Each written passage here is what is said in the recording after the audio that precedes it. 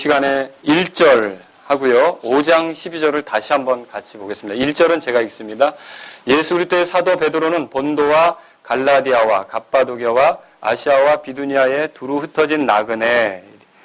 이게 이제 오늘 이 편지를 받는 사람들이 누구냐를 소개하는 부분이 되겠고요. 5장 12절 보겠습니다. 5장 12절.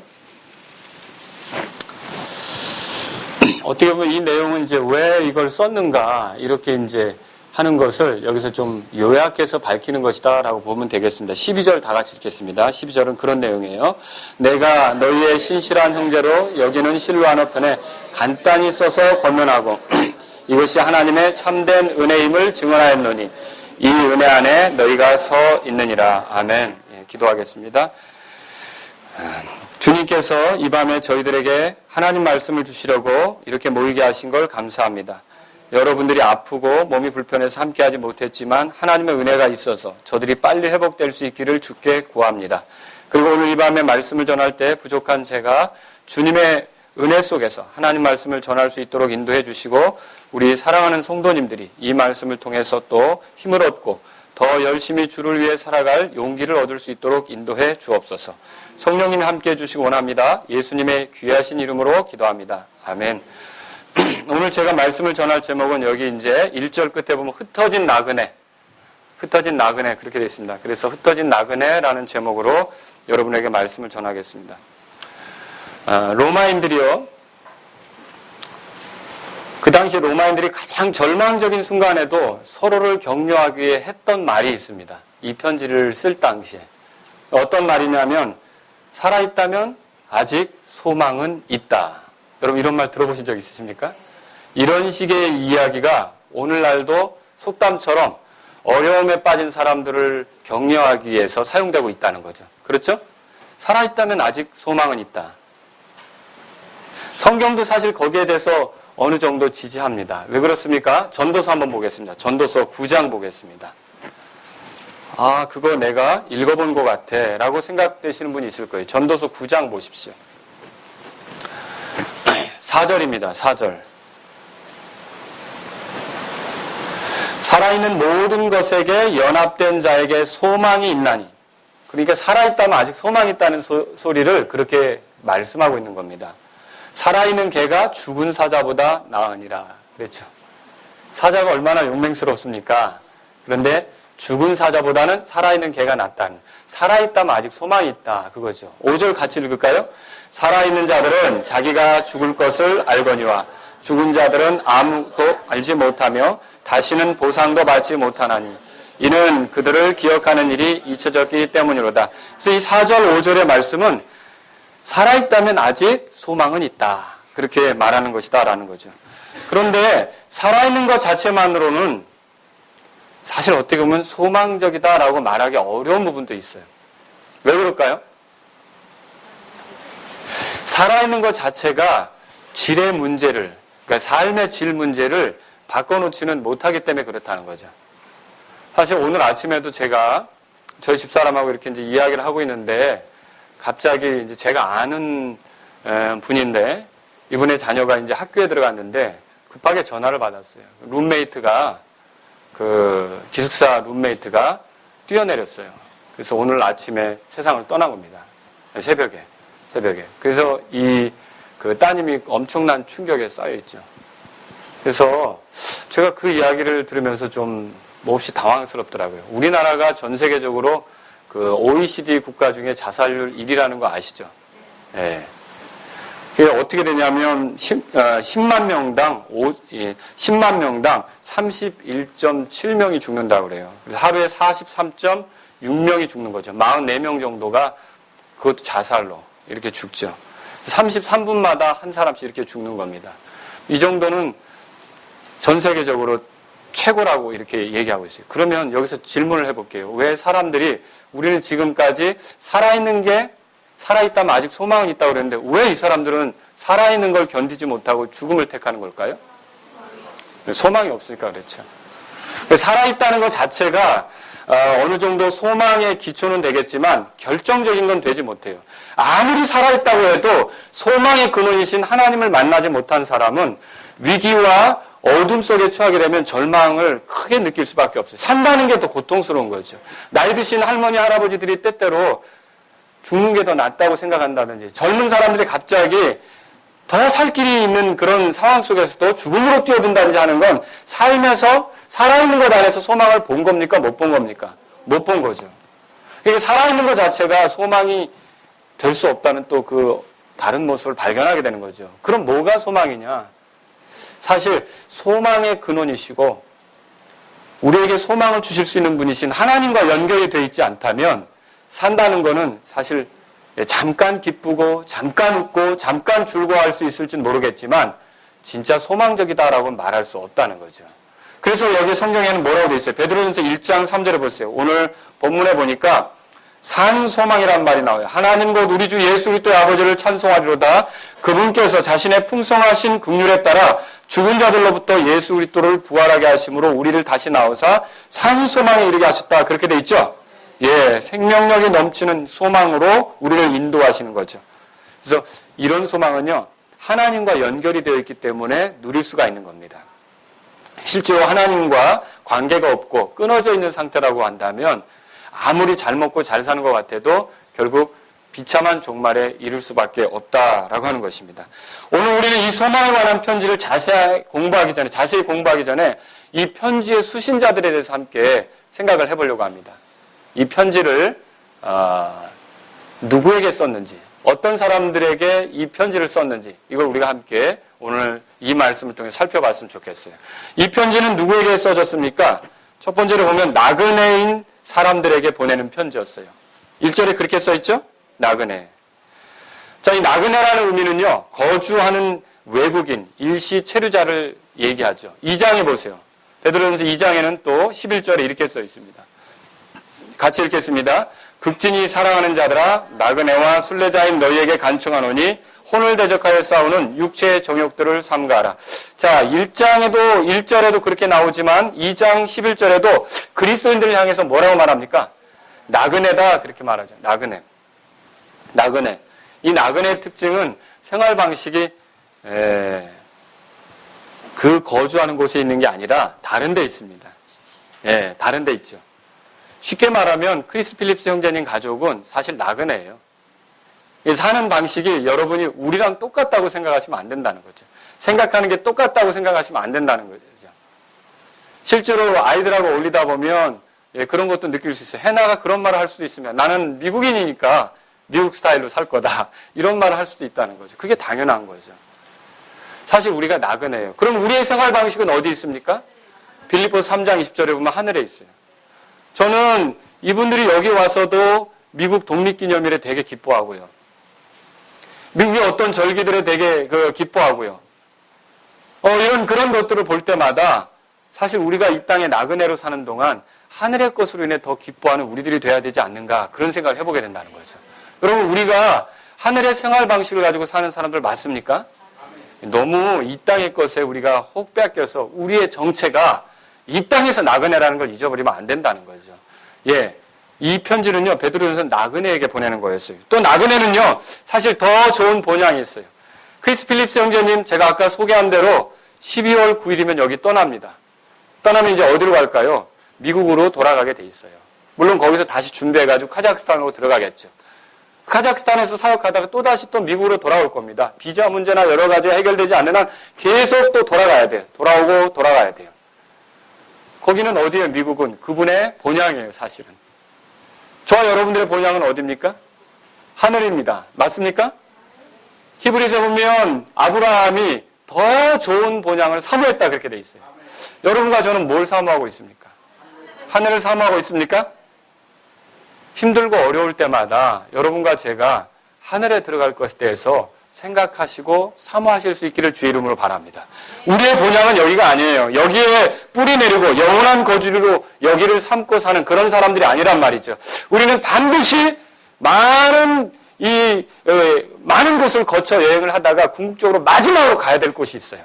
그 마지막으로 갈 곳은 어디입니까? 예, 본향이에요, 본향. 여러분의 본향이 하늘인 거 맞습니까? 예, 우린 그러면 나그네예요, 나그네. 제발 우리가 나그네인 걸 잊으면 안 된다는 거죠. 나그네라는 걸 잊으면 안 된다는 거죠. 실제로 또 나그네는요, 국적도 다르죠. 크리스 필립 성전님의 국적은 어디입니까? 미국에. 미국에 가는데 비자 필요합니까? 아니죠. 내 나라 가는데 무슨 비자가 필요하겠어요. 근데 우리나라 오려면요. 비자가 필요하죠. 지금 왜 일본 여행을 한 겁니까? 비자 문제 때문에요. 여기서는 3개월 정도 있으면 3개월이 넘어가면 불법 체류자가 돼요. 그 불법 체류자가 되지 않으려면 다른 나라로 넘어갔다 다시 우리나라로 돌아와서 이제 입국 허가서를 받고서 여기서 거주할 수 있는 거죠. 저와 여러분들은 어떻습니까? 우리는요, 국적이 어디입니까? 우리의 국적이. 우리 땅에서는 대한민국이죠. 영적으로는 어디예요? 하늘나라인 걸 믿으십니까? 예. 예수님께서 요한복음 17장 16절에 이렇게 말씀하셨어요. 내가 세상에 속하지 아니한 것 같이 그들도 세상에 속하지 아니하였나이다. 여러분의 본향이 하늘이고 국적도 어디예요? 예, 하늘의 왕국의 사람들이에요. 하나님 나라의 자녀라는 걸 믿으십니까? 예, 우리 국적이 그거예요. 그렇다면 우리가 나그네다라는 거죠. 그럼 여러분이 하늘나라에 들어갈 때 특별한 비자 필요합니까? 없어요. 그 우리 집에 가는 거니까. 어떻게 해서 우리가 그 집에 들어갈 수 있게 됐습니까? 예수님 때문에 그렇게 된 거죠. 저와 여러분들이 하늘나라에 들어갈 수 있는 사람들이 됐다면 제발 우리가 기억해야 될 게 있어요. 나그네라는 사실을 잊지 마시기 바랍니다. 그러면 좀 힘들어도 우리는 돌아갈 집이 있어요. 그렇죠? 네, 본향이 있어요. 서로 격려하셔야 돼요. 조금만 참어. 우리 나그네잖아. 우리 집이 있잖아. 본향으로 가잖아. 서로 그렇게 격려하실 수 있기를 주의 이름으로 바랍니다. 그리스도인은 세상에서 나그네이기 때문에 또 이 세상으로부터 이상이 여겨지게끔 되어 있습니다. 왜 이상이 여겨지게 됐죠? 사는 방식이 달라요. 그렇죠? 그리고 가치관도 달라요. 그러니까 이상이 여겨지죠. 근데 이 이상이 여겨지는 거 있죠. 자, 베드로전서 4장에 보세요. 베드로전서 4장에 4절에 봅니다. 베드로전서 4장 4절 다 같이 읽겠습니다. 시작. 이 점에서 그들이 너희가 자기들과 함께 다름질하여 그처럼 극한 방탕에 이르지 아니함을 이상히 여기며 너희를 비방하나. 이상히 여긴다 그랬어요. 그렇죠? 이상히 여기는데 여러분 생각해 보세요. 우리가 어떻게 사느냐가 그들의 눈에는 이상하게 보이는 거예요. 세상 사람들의 눈에는 이상하게 보이는 거죠. 근데 이런 이상하게 보이는 것이 결국 우리를 두 가지 기회를 갖게 해요. 두 가지 기회. 그러니까 하나의 기회는 예수님을 증언할 수 있는, 우리의 삶의 이유를 묻는, 왜 그렇게 사는지 이유를 묻는 사람들에게 증언할 수 있는 기회를 갖게 된다는 거죠. 만약에 이상하게 여겨지지 않으면 그들은 우리에게 색다른 것을 느끼지도 못하고 우리처럼 되려고 하는 마음을 가질 수 있을까요? 못 갖겠죠. 그렇죠? 우리가 이상하게 여겨지는 부분이 있기 때문에 그들이 이제 우리에 대해서 알고 싶어서 다가오는 거죠. 그때 저와 여러분들이 예수님에 대해서 증언할 수 있는 기회를 갖게 되는 겁니다. 또 어떤 기회를 얻을까요? 이건 좀 좋지 않습니다. 눈에 보기에 충돌하는 기회도 생깁니다. 충돌이다? 예, 우리가 그 사람들이 하는 것과 다르기 때문에 그 사람들의 어떤 죄나 불법을 우리의 거룩한 삶으로 드러내게 될 때는 비교가 되지 않습니까? 그래서 그들이 우리를 공격할 수 있다는 거죠. 우리에 대해서 비난할 수 있다는 거죠. 왜 그런 식으로 사느냐 비아냥거릴 수 있다는 거죠. 그렇게 살아야 무슨 가치가 있겠느냐라고 하면서 우리를 핍박하거나 괴롭히거나 어렵게 하려고 할 때가 있다는 거죠. 그런데 여러분 색깔이 불분명한 그리스도인들은 충돌도 없습니다. 입장이 불분명한 그리스도인들은 또 증언할 기회도 없습니다. 입장이 불분명한데 무슨 색다른 걸 느끼고 당신처럼 믿겠다, 당신 같은 삶을 살고 싶다 이런 말을 하겠습니까? 그렇죠.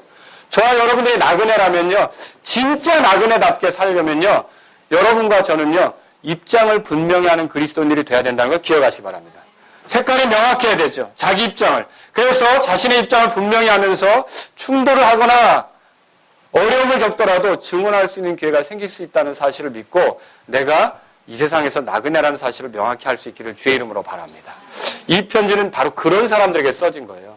그렇게 충돌을 경험하고 그렇게 주님을 증언하게 사는 사람들을 위해 써졌다는 것을 기억하시기 바랍니다. 두 번째로 이 편지는 누구를 위해 써졌느냐? 흩어진 자들에게 보내는 편지다 그랬어요. 흩어져 있는 자들. 여기서 1절 끝에 흩어진 나그네라는 말이 돼 있죠? 이 흩어진이라는 단어는 원래 팔레스타인에 거하는 이스라엘 사람들이 팔레스타인을 떠나서 사는 경우 있죠. 그래서 그 사람들을 가리킬 때 이걸 이제 흩어져 있다 그렇게 말하게 되었습니다. 흩어져 있다.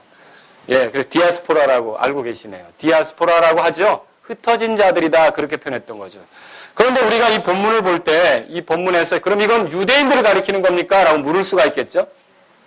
근데 이건 유대인들만을 얘기하는 게 아니에요. 유대인도 물론 포함하거니와 이방인까지 포함하는 그리스도의 교회를 놓고 하는 말이에요. 다시 말하면 성도들을 놓고 하는 말이라는 거죠. 그걸 어떻게 알 수 있습니까? 이 본문을 앞으로 읽어갈 텐데 이렇게 읽어가다 보면 이 내용이 단지 유대인들에게만 향하는 내용이 아니라 이방인들의 극심한 죄 가운데 있다가 회심한 사람들 있죠. 그 조상들의 망령된 행실을 그 속에서 빠져나온 사람들 있죠. 이런 사람들에게 주는 메시지도 여기 들어있기 때문에 유대인이나 이방인이나 할 것 없이 예수 그리스도를 주로 모시고 사는 성도들에게 주는 메시지다라고 할 수 있는 거죠. 그럼 여러분도 예수님을 주로 모셨습니까? 그렇다면 여러분도 이 말씀을 통해서 유익을 얻을 수 있겠습니까? 네, 그래서 우리가 이거 읽어야 되는 거죠. 여기 흩어진 그리스도인들은요, 로마 제국 내에서 5개의 특별한 지역을 이제 지역에 사는 사람들을 일컬어 말하고 있습니다. 5개의 특별한 지역은 어디입니까? 본도, 갈라디아, 갑바도기아, 아시아, 비두니아. 예, 여기에요. 그럼 여기가 어디냐라고 이제 궁금하게 여기시는 분들이 있을 텐데, 혹시 여러분이 성경책 뒤에 보면 지도책이 있어요. 거기 사도 바울의 전도 여행의 사도 바울의 로마 이송이라는 그런 그림이 있어요. 한번 이런 그림을 보시면 여기 보면 자 여기 이탈리아 반도죠. 보이십니까? 이탈리아 반도. 여기 그리스가 있죠. 그리스. 여기 마케도니아 지역입니다. 자 여기는 이제 예루살렘이 있고 이스라엘 지역이에요. 이집트가 여기 있겠죠. 지중해입니다. 그런데 이 지역이 소아시아예요. 지금의 터키 지역이죠. 여기 보면 이렇게 써 있어요. 본도는 여기 있다. 본도. 그리고 비두니아, 갑바도기아, 갈라디아, 그 다음에 아시아. 이렇게 여기 소아시아 지역에 이 지역이 어떻게 흩어져 있는지를 여러분이 발견할 수 있어요. 지금의 터키 북부 지역이다. 그렇게 생각하면 되겠습니다. 그런데 여기 하나 궁금한 게 있어요. 이 지역엔 도대체 어떻게 복음이 들어갔을까? 여기서 어떻게 이렇게 하늘을 본향으로 삼고 사는 사람들이 생겼을까? 여기서 어떻게 자기 자신이 나그네라는 그 확신을 가지고 사는 사람들이 생겼을까? 실제로 사도 바울이 전도 여행을 할 때 이쪽으로 전도할 마음을 가진 적이 있었어요. 사도행전 16장 펴보세요. 사도행전 16장. 사도행전 16장. 자, 보세요.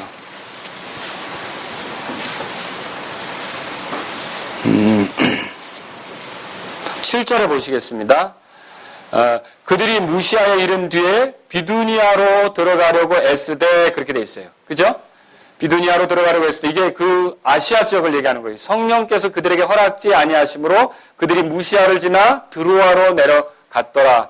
그리고 그 드로아는 이제 우리가 트로이라고 하는 그 지역이죠. 여기로 가서 마케도니아로 건너가는 게 나와요. 그러면 지금 여기 비두니아 여러분 보세요. 여기 그 7절에 비두니아라고 나오죠? 이 비두니아가 오늘 베드로전서 1장에 보세요. 거기 나오는 비두니아예요. 여기는 사도 바울이 복음을 전한 그게 없어요. 전하지 못했어요. 여기에는.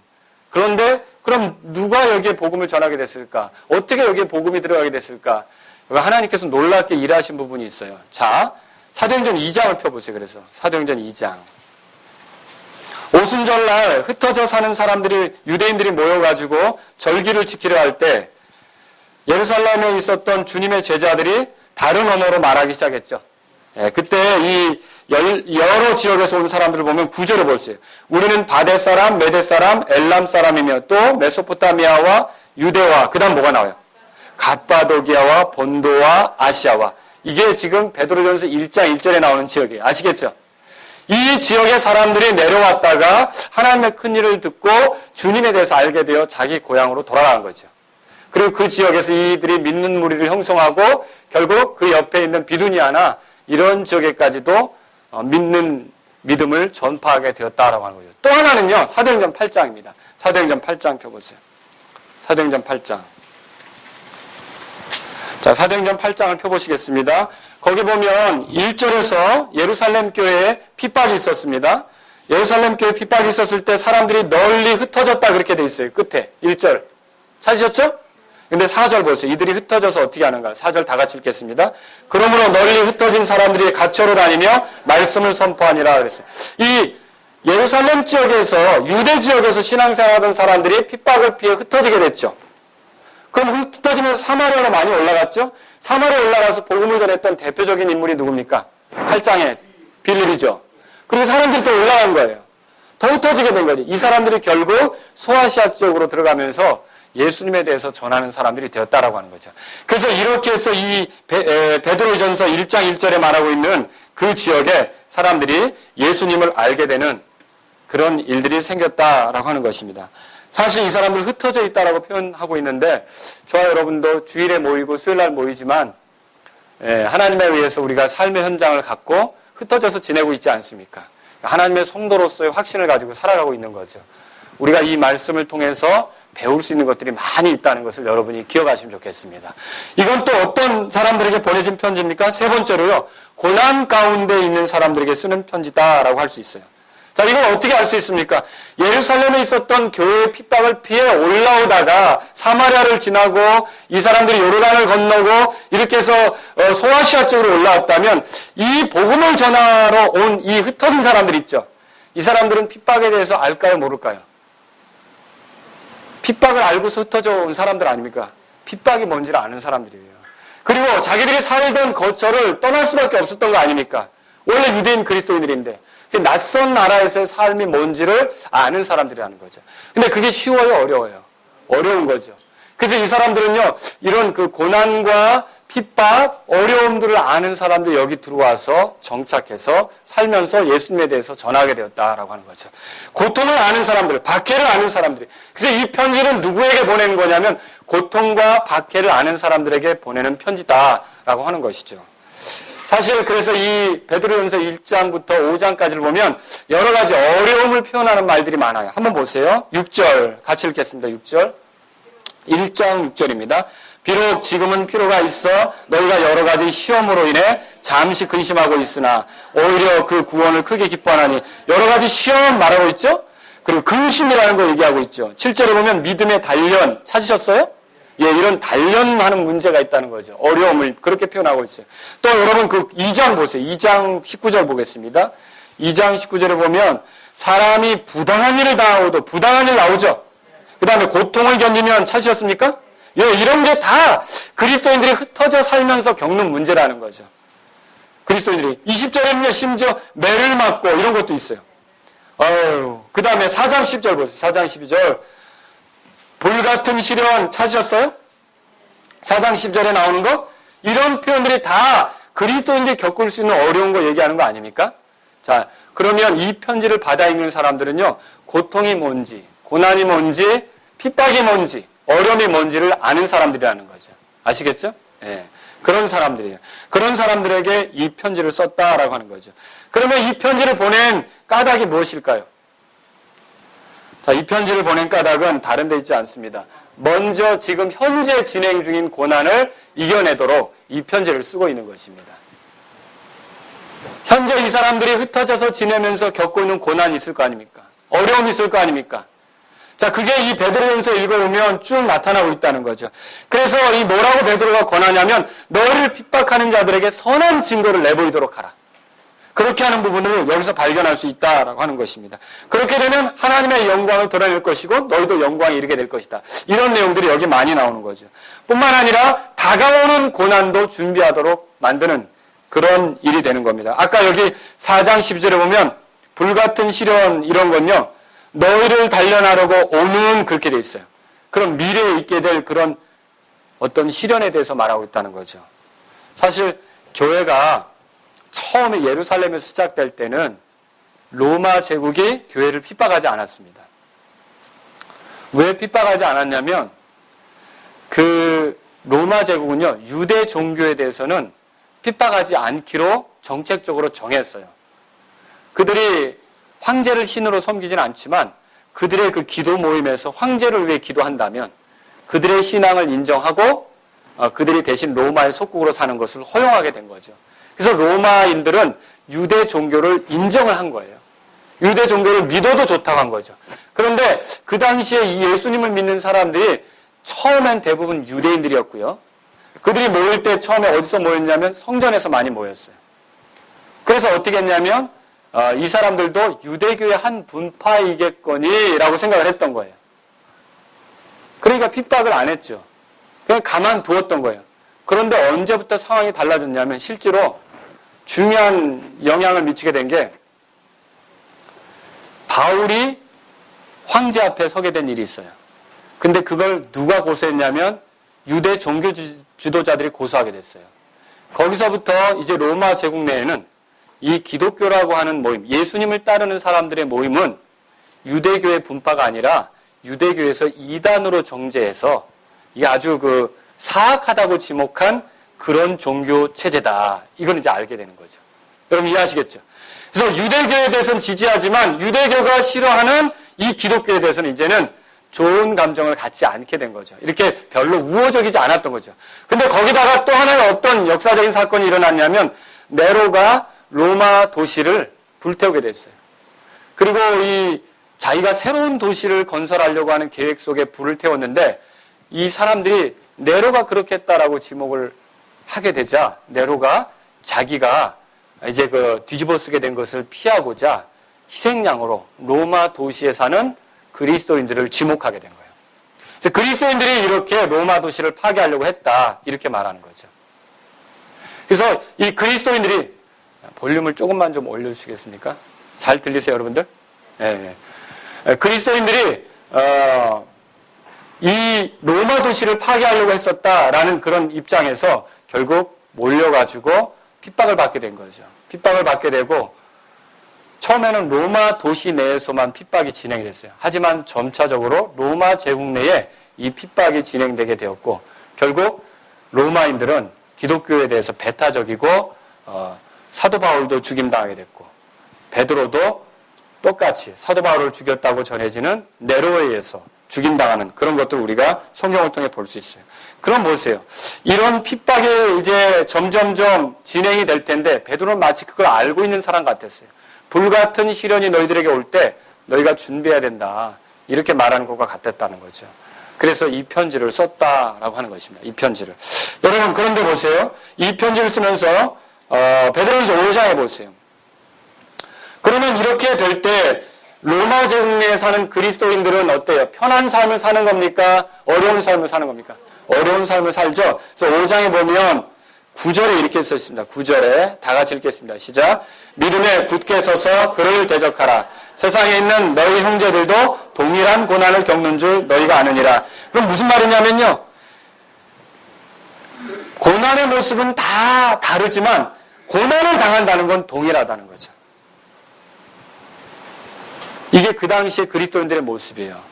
그리고 저는 지금 여러분들에게도 말씀드리고 싶은 게 있습니다. 그리스도인이 되면 고난당하는 모습은 다 다양해요. 다양하지만 고난당한다는 사실은 동일한 거 맞죠? 예. 근데 우리 가운데 어떤 사람들은 나만 고난당하는 줄로 생각하면 이 말씀 믿는 거야, 안 믿는 거예요? 모든 형제들이 다 고난받는다는 걸 알아야 돼요. 그리스도 안에 있는 모든 형제들이. 이 말은 또 뭘 보여줍니까? 그래서 나만 고난당하는 게 아니고 모든 성도들이 고난받기 때문에 내가 힘을 내서 다른 성도들도 돌아봐야 된다는 걸 보여주고 있다는 거죠. 베드로는 어떻게 하고 있습니까? 자기도 쉽지 않은 환경이 있습니다. 그러나 이 베드로는 자기 자신을 연연하지 않고 흩어져 있는 소아시아 지역에 흩어져 있는 이 5 지역에 흩어져 있는 고난당하는 그리스도인들을 격려하기 위해서 이 글을 썼다는 거죠. 그러니까 제발 우리가 그리스도인을 살면서 내가 얼마나 힘든 줄 알아? 다른 사람은 모를 거야. 여러분 그 고난당하는 그 모습은 다 다양하지만 각자가 겪는 아픔은 다 심각한 아픔들이 있다는 걸 알아야 되는 거죠. 그래서 우리가 우리 고난당하는 모습으로 인해서 절망하고 낙심할 게 아니라 내가 힘을 낼 뿐만 아니라 다른 고난당하는 지체들을 격려하고 힘을 북돋아 줄 수 있는 그리스도인들이 될 수 있기를 주의 이름으로 바랍니다. 베드로는 지금 그 일을 하고 있는 거예요. 베드로가. 오늘날 이 편지는 우리에게 의미가 있는 거예요. 그런 면에서. 왜냐하면 그때뿐만 아니라 그때도 그랬고 로마의 황제들이 바뀌면서 계속 핍박이 있었고요. 그 다음에 황제가 기독교를 국교로 공인하긴 했지만 로마 카톨릭에서 신실한 그리스도인들이 핍박을 받았고요.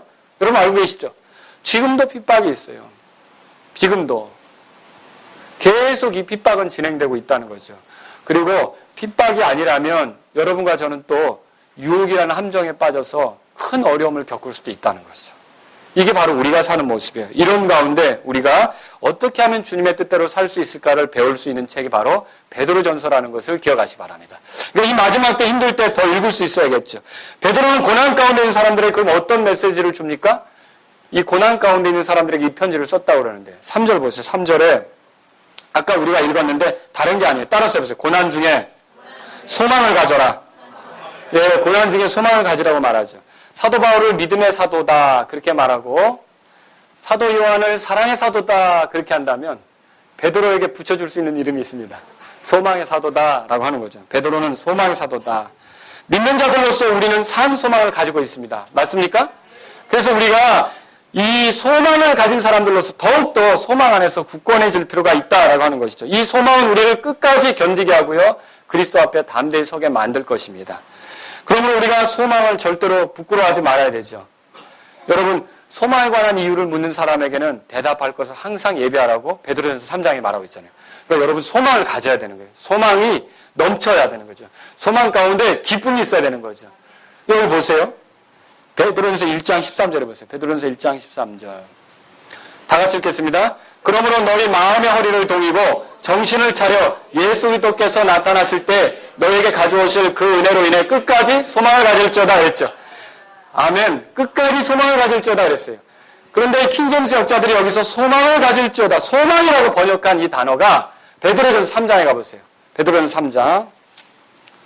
자, 3장 거기 보면 5절에 보세요. 옛적에 하나님을 신뢰한 거룩한 여자들도 이런 방식으로 자기 남편에게 복종하여 자기를 단장하였나니 이렇게 돼 있죠. 근데 아까 거기에서 소망이라고 표현된 단어가 여기서는 킹제임스 역자들이 뭐라고 변했냐면 신뢰하다라고 번역을 했어요. 그러니까 원래는요, 여러분이 원래 성경을 보면 똑같은 단어라는 걸 알 수 있는 거죠. 그럼 이건 뭘 말하고 있습니까? 여러분, 소망이라는 건 다른 게 아니에요. 정말로 신뢰할 만한 것이 소망이라는 거죠. 신뢰할 만한 것이 소망이라는 거예요. 이 말은 옛적에 하나님을 소망한 거룩한 여자들도 그렇게 말할 수도 있고요. 앞에서 끝까지 소망을 가질지어다, 이건 끝까지 신뢰할지어다, 이런 말이 될 수도 있다는 거죠. 자, 보세요. 그래서 예수 그리스도께서는요, 우리의 소망이 되신다는 성경 구절들을 발견할 때가 있죠. 어디에서 그렇게 말합니까? 읽긴 읽었죠, 우리가. 한번 보세요. 디모데전서 1장 보세요. 디모데전서 1장. 예. 우리 공부했잖아요. 디모데전서 공부할 때. 1장 1절. 그래서 잊어버려야 제가 여기 있는 이유가 있는 것 같아요. 1장 1절 보세요. 1장 1절 시작. 우리의 구원자 하나님과 우리의 소망이신 주 예수 그리스도의 명령으로 예수 그리스도의 사도된 바울은 그렇게 되어 있고요. 또 골로새 1장 27절에는 너희 안에 계신 그리스도 곧 영광의 소망이시니라 그런 말이 있어요. 그러면 예수 그리스도가 우리의 소망이다 이런 말은 예수 그리스도는 우리가 신뢰할 만한 분이시라는 뜻이에요. 그걸 지금 얘기하고 있는 거예요. 어떤 사람이 이렇게 얘기했습니다.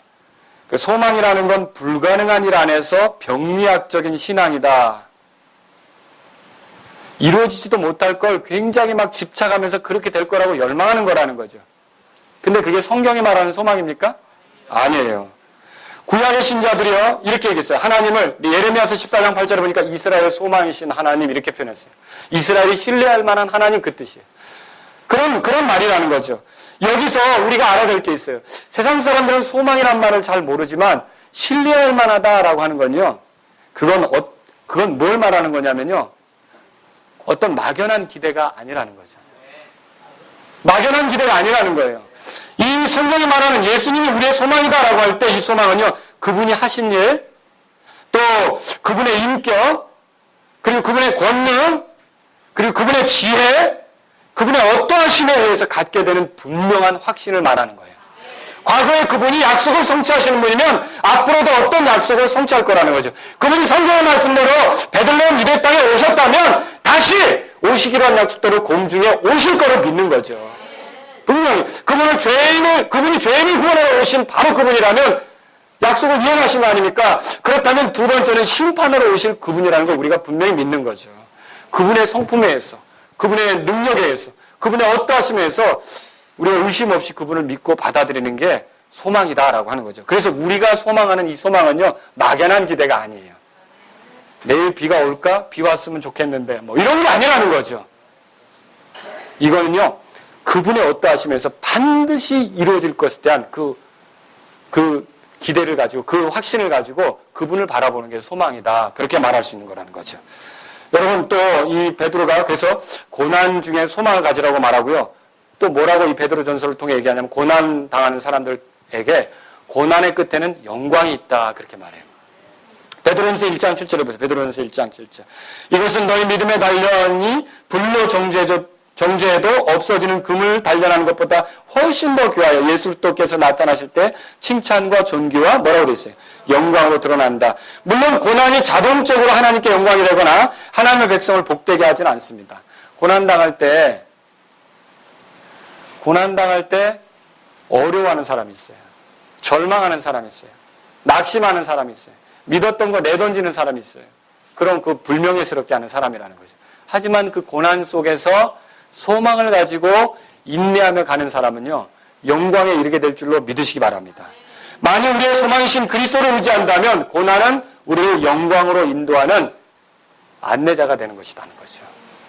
또 베드로는 이 고난당하는 사람들에게 뭐라고 말합니까? 자, 고난당할 때 소망을 가지라고 그러죠?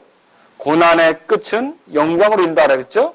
또 뭐라고 말하냐면 고난 중에도 하나님의 은혜가 있다. 이걸 얘기하고 있어요. 자, 베드로전서 5장 12절 보세요. 베드로전서 5장 12절. 오늘 읽은 말씀이에요. 내가 너의 신실한 형제로 여기는 실로아노 편에 간단히 써서 권면하고 이것이 참 하나님의 참된 은혜임을 증언하였노니 이 은혜 안에 고난당하는 너희가 서 있다는 뜻이에요. 이 은혜 안에 핍박당하는 너희가 서 있다는 뜻이에요. 그러면 제가 여러분에게 드리고 싶은 말씀이 이겁니다.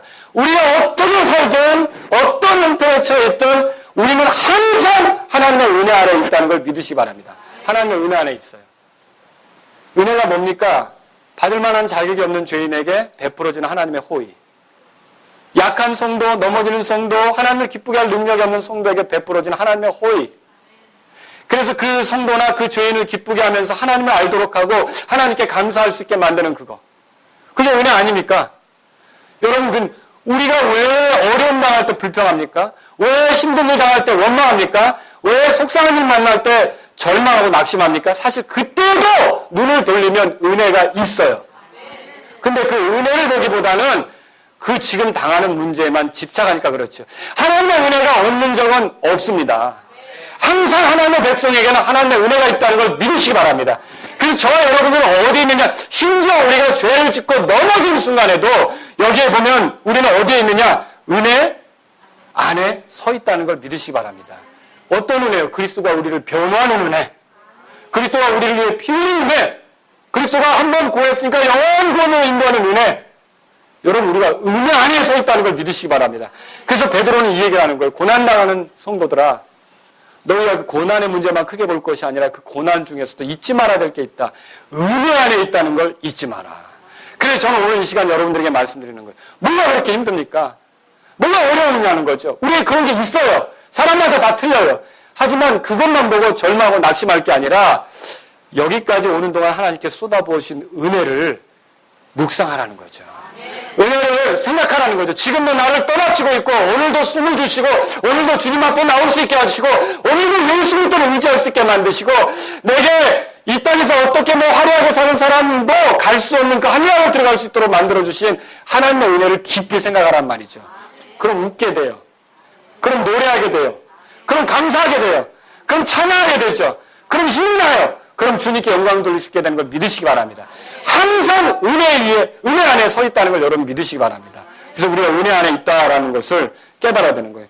베드로는 그랬어요. 소망 중에 있는 신자들에게 고난과 또 영광과 은혜라는 걸 잘 조합해서 소망 가운데 사는 성도들에게 이제 그걸 설명하는 거죠. 그걸 잘 설명하는 구절이 10절이에요. 10절 보세요. 10절.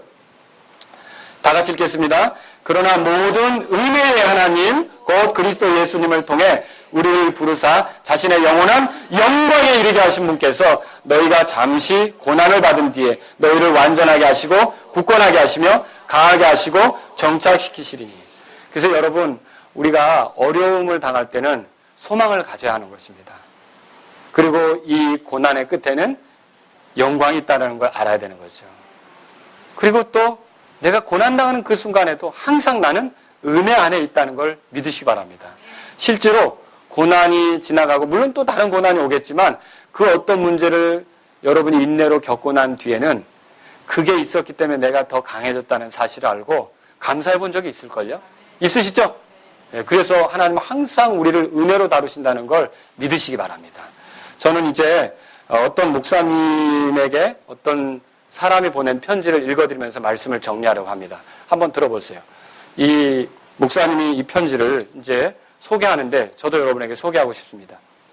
18년 전 주님은 나와 내 아내에게 한 아들을 주셨습니다. 그 아이는 많은 선천성 결함을 가지고 태어났습니다. 아이가 태어났을 때 의사가 말했습니다. 희망을 갖지 마십시오. 오늘을 넘기지 못할 것입니다. 나는 무릎을 꿇고 기도했습니다. 하나님, 저는 왜 하나님께서 1.6kg도 채 안 되는 3달이나 잃은 조사나 왼쪽 다리는 허벅지까지만 있고 오른손은 기형이며 폐에도 손상이 있을 것으로 보이는 이 약한 아기를 주셨는지 모릅니다. 그러나 제발 지금 아기를 데려가지는 말아 주십시오. 그날 저녁 병원에 갔을 때 의사가 나를 맞이하며 말했습니다. 방금 아기를 다시 검진했습니다. 믿기 어려울 정도로 상태가 호전되었어요. 아기가 살 수 있을 것 같아요. 아들은 그 병원에서 5주를 머문 후 집으로 왔습니다. 그러나 그때부터 수년 동안 이런저런 수술을 위해 쉼없이 병원을 들락거렸습니다. 허벅지까지만 있는 아이의 왼쪽 다리가 자랄 때마다 뼈가 살을 뚫고 나오곤 해서 그것을 깎아내야만 했습니다. 아들이 겪는 고통을 보면서 나는 미칠 것만 같았습니다. 나는 하나님을 저주했고 그분을 등졌습니다. 나는 15년 동안 위스키에 쩔어 살았습니다. 그리고 마시면 마실수록 더욱더 깊이 지옥으로 떨어졌습니다. 때때로 만취해서 깨어나면 술에 취해서 내가 행했던 끔찍한 일들을 발견하곤 했습니다. 어느 날 아침 깨어보니 오른손이 부러져 있었습니다. 벽에는 내가 주먹으로 쳐서 만든 구멍들이 수없이 나 있었습니다. 나는 그렇게 한 것을 기억조차 하지 못했습니다. 어느 주일 아침 나는 침대에 누운 채 내가 얼마나 형편없는 남편이며 아버지인지를 생각했습니다. 그리고 나는 총을 꺼내 입에 물고 방아쇠를 당기기로 마음먹었습니다. 그때 마침 라디오가 켜져 있었는데 목사님, 당신이 말하고 있었습니다. 나는 이전에 목사님 설교를 들은 적이 없습니다. 당신은 예수님이 나를 사랑하신다고 말했습니다. 그 말은 별로 감동을 주지 못했습니다. 전에도 수없이 들어본 말이기 때문입니다. 그러나 바로 그때 당신은 미래는 주님이 주장하십니다 라고 말했습니다. 지금까지도 그 이유를 모르겠지만 당시의 그 말은 세차게 내 마음을 때렸습니다. 그 말은 나를 구원했습니다. 나는 울면서 기도하기 시작했습니다. 하나님, 만약 하나님이 미래를 주장하신다면 내가 사탄의 손에 빠지기 전에 나를 이 비참한 삶에서 건지셔서 뭔가 의미 있는 삶을 살게 하옵소서. 물론 하나님은 응답하셨습니다. 그리고 내 아들은 어떻게 된지 아십니까? 아들은 중학교 2학년 때부터 미국 동부지역 수학경시대에서 3등을 하여 주지사로부터 상장과 볼티모어주에 있는 존스 홉킨슨 대학으로부터 장학금을 받았습니다. 고등학교 1학년 때 아들은 미국 전국 세계 지리 경시대에서 우승을 했습니다. 지금 그 아이는 고등학교 3학년이며 뛰어난 재기로 계속하여 우리를 놀라게 합니다. 사랑하는 아내는 내가 초래한 지옥 생활 내내 나의 곁에 있었습니다. 그래서 아내에게 어떻게 그렇게 할 수 있었는지를 물었더니 아내는 이렇게 대답합니다. 미래는 주님이 주장하십니다. 그리고 나도 마찬가지입니다. 자, 우리 모두는 나그네입니다. 나그네로 사는 동안 고난이 있죠. 그렇죠? 근데 이 고난은 우리를 낙심시킬 때가 있어요. 본향은 보이지 않고 절망한단 말이죠. 근데 저와 여러분들이 믿을 게 있다는 거죠. 미래는 주님이 주장하신다는 겁니다. 그리고요, 우리가 그 미래에 이르기까지 하나님의 은혜가 계속 우리를 붙잡고 있다는 걸 믿으시기 바랍니다. 우리가 이 순간 주님의 그 은혜로운 손길을 생각하고 주님이 약속하신 것을 소망 삼아서 결국 잘 견디게 되면 영광도 여러분 앞에 기다리고 있습니다. 그래서 저는 여러분들이 삶이 어렵고 힘들 때 많은 것들이 나를 빈정거리고 힘들게 할 때 낙심하고 절망할 게 아니라 좀 소망을 가지고 은혜 안에서 인내할 수 있기를 주의 이름으로 바랍니다. 그것은 우리를 영광으로 인도할 것입니다. 막연한 기대를 가지라는 말이 아닙니다. 예수님이 어떤 분인지를 알지 않습니까? 그분의 성품이 어떤 성품인지 알지 않습니까? 그분의 인격 모르십니까? 그분의 능력 모르십니까? 그분이 약속을 성취하시는 신실한 분인 걸 모르십니까? 그분을 안다면 그분을 소망 삼고 힘을 내서 어려운 순간을 견디며 인내할 수 있기를 주의 이름으로 바랍니다. 영광이 앞에 기다리고 있다는 것이죠. 미래는 주 하나님께서 주장하십니다. 우리 인생도 주 하나님께서 주장하십니다. 그래서 우리 미래를 주장하시는 예수 그리스도를 소망하며 견디어 나가는 저와 여러분들이 될 수 있기를 주의 이름으로 바랍니다.